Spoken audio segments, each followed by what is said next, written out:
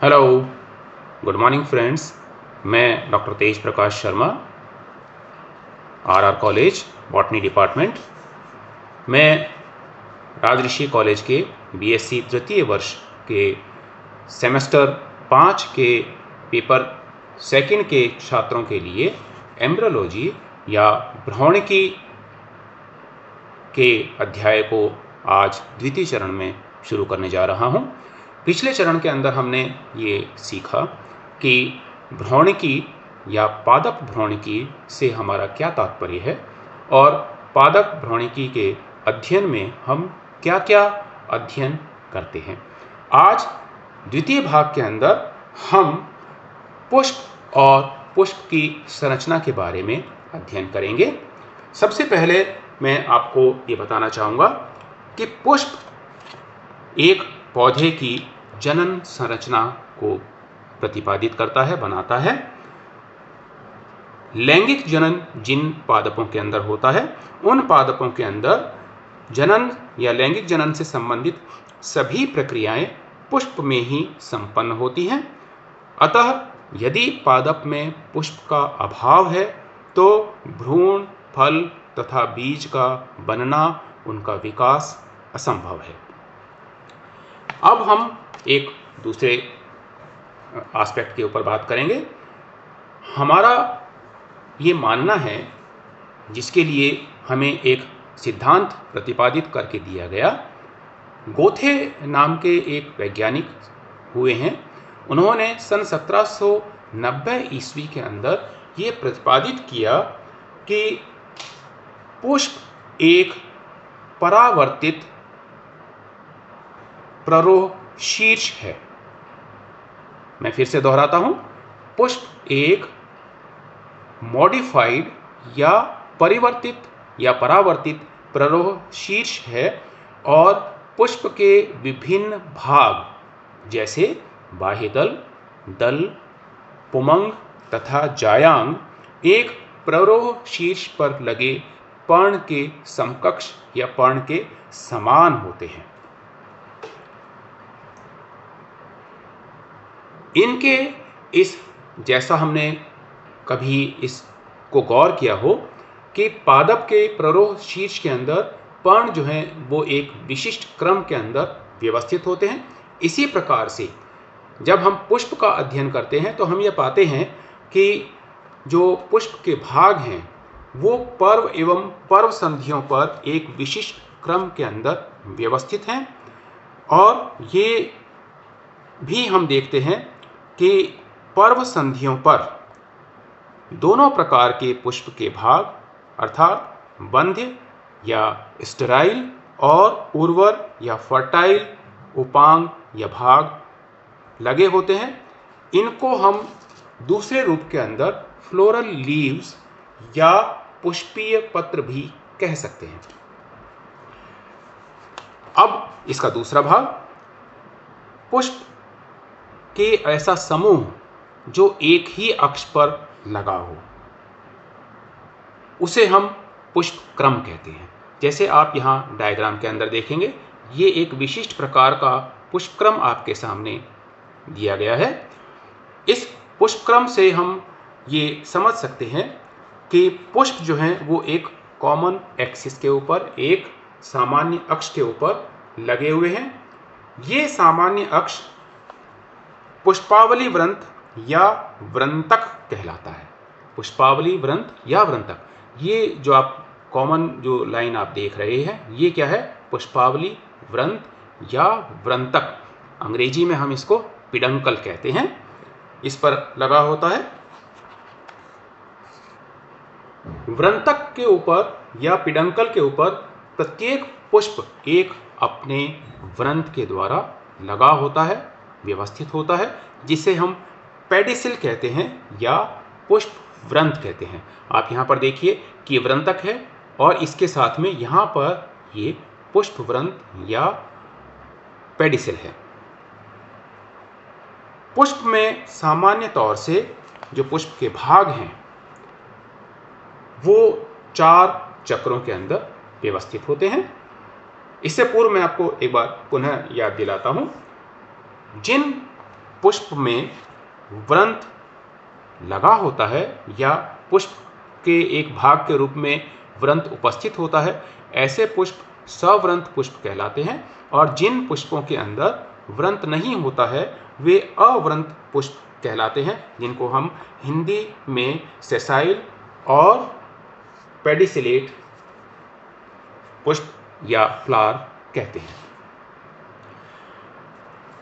अब अगले भाग के अंदर हम बात करते हैं।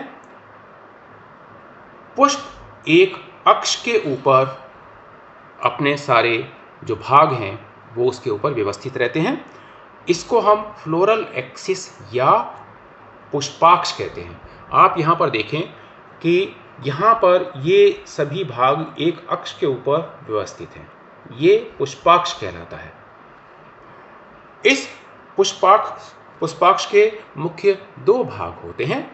पहला भाग है पेडिसिल या पुष्प व्रंत, जो हमने पहले भी देखा है। पेडिसिल यहाँ पर भी है, पेडिसिल आप देखें इस डायग्राम के अंदर, और इसके साथ साथ में पेडिसिल यहाँ पर भी है इस भाग के अंदर, ठीक है। तो पेडिसिल, और दूसरा भाग है थैलेमस या पुष्पासन। इसको हम रिसेप्टिकल या पात्र भी कहते हैं। थैलेमस के ऊपर जो पुष्प के भाग हैं वे 4 अलग अलग चक्रों के अंदर व्यवस्थित होते हैं। इसमें 2 भाग पुष्प के, जिनको जो बाह्य भाग हैं, जिनको हम नॉन एसेंशियल या अनावश्यक पुष्प भाग कहते हैं, और 2 आंतरिक भाग जिन्हें हम आवश्यक या रिप्रोडक्टिव अथवा जनन अंग चक्र भी कहते हैं। बाहर के जो दोनों भाग हैं उनको हम एक एक करके लेते हैं। सबसे पहला आता है कैलिक्स या बाह्य दल पुंज। बाह्य दल पुंज किसी भी पुष्प का सबसे बाहर का चक्र बनाता है, और इसमें हम देखते हैं कि ये सामान्य रूप से किसी भी पुष्प के लिए एक सहयोगी चक्र के रूप में या सहयोगी सर्किल के रूप के अंदर कार्य करता है। ये रंगीन भी हो सकते हैं और ये हरित भी हो सकते हैं। यदि ये प्रकाश संश्लेषण की प्रक्रिया में पादप के लिए सहयोगी हैं तो इनके अंदर सामान्य रूप से हरित लवक पाया जाता है। यदि ये परागण की प्रक्रिया में अपना सहयोग कर रहे हैं तो ये रंगीन हो सकते हैं, यानी इनके अंदर कैरोटीन या ज़ैंथोफिल प्रकार के वर्णक पाए जा सकते हैं। इसके पश्चात आने वाला चक्र है दलपुंज या कोरोला। ये आप यहाँ पर देख रहे हैं कि इसके अंदर मैंने डायग्राम के अंदर दिया हुआ है, ये आपको बता रहे हैं दलपुंज और ये आपको दिखा रहे हैं बाह्य दल। ये एक के पश्चात एक बाहर से अंदर की तरफ व्यवस्थित हैं। दलपुंज जो है वो बाह्य दल के अंदर स्थित होता है। सामान्य तौर से दलपुंज विभिन्न विभिन्न प्रकार के रंगों से सुसज्जित होते हैं। ये विभिन्न प्रकार के आकारों में भी होते हैं। इनका सामान्य रूप से जो रोल होता है वो परागण की प्रक्रिया के अंदर पुष्प की सहायता करना होता है। तीसरा भाग, जो कि तीसरा और चौथे भाग जो हैं वो मैंने अभी आपको जिक्र किया कि ये इसेंशियल या आवश्यक जनन चक्र के रूप में जाने जाते हैं। आवश्यक जनन चक्र का मतलब कि जिनके बिना पुष्प की संरचना पूर्ण नहीं होती है। ये कौन कौन से हैं? पहला है पुमंग और दूसरा है जायाम। पुमंग तीसरे क्रम के अंदर सबसे पहले बाह्य दल, फिर दल, और उसके पश्चात तीसरे क्रम के अंदर हम देख रहे हैं कि यहाँ पर पुमंग हमारे को नजर आ रहे हैं। पुमंग जनन चक्र का प्रथम भाग या प्रथम जनन चक्र बनाता है। ये दल के बिल्कुल बाद या तुरंत बाद आने वाला चक्र है। इसमें सामान्य तौर से नर जनन अंग होते हैं। नर जनन अंग जिन्हें हम स्टेमेन या पुंकेसर या पुमंग भी कहते हैं, इनको कुछ अन्य पौधों के अंदर हम माइक्रोस्पोरोफिल या लघु बीजाणुधर या लघु बीजाणुधानी पर्ण भी कहते हैं। प्रत्येक पुंकेसर में एक छोटा अथवा आवश्यकता अनुसार लंबा तंतु होता है। यहाँ आप देख रहे हैं इस डायग्राम के अंदर कि ये पुंकेसर है और इसके साथ में एक ये तंतु जैसी संरचनाएं हैं इन सब के साथ में। इसको हम कहते हैं स्टॉक या पुंतंतु। इस पुंतंतु के ऊपर या स्टॉक के ऊपर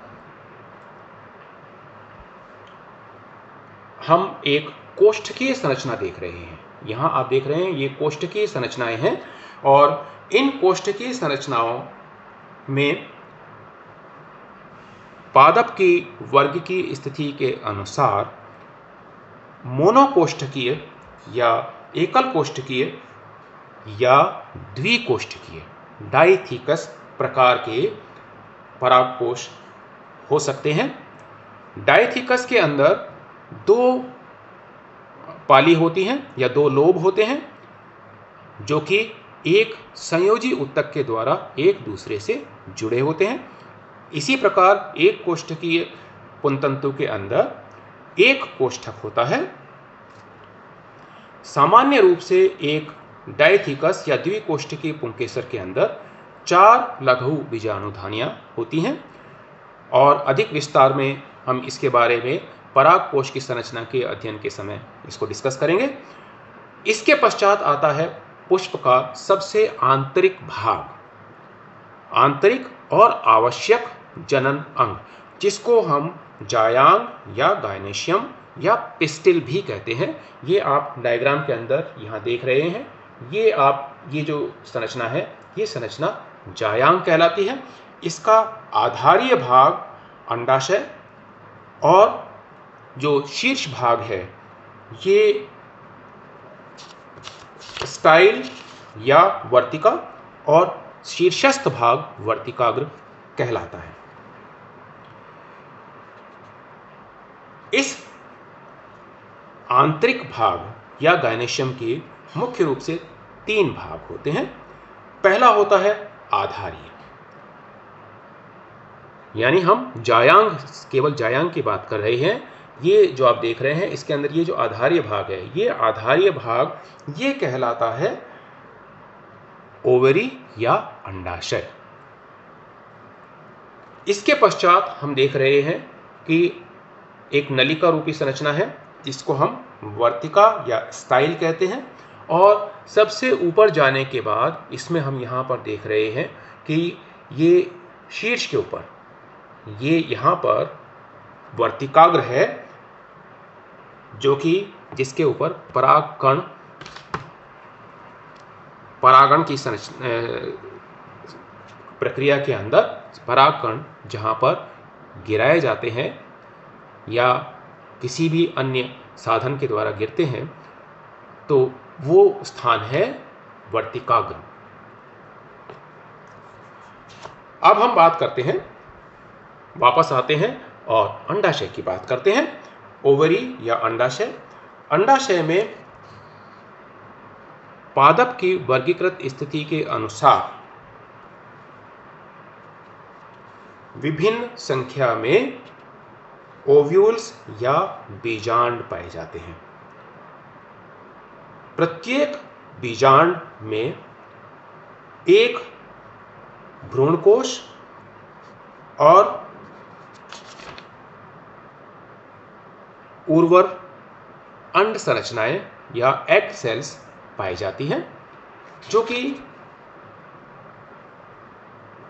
परागण और परागण के पश्चात संपन्न होने वाली निषेचन की प्रक्रिया के अंदर अपना महत्वपूर्ण योगदान करती हैं।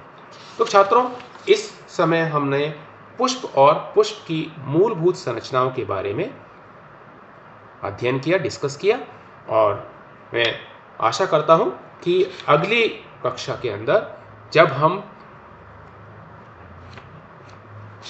एंथर के या पुंकेसर की संरचना के बारे में अध्ययन करेंगे तो आपको और अधिक नर जननांग, पादप नर जननांग के बारे में आपको अधिक जानने को मिलेगा।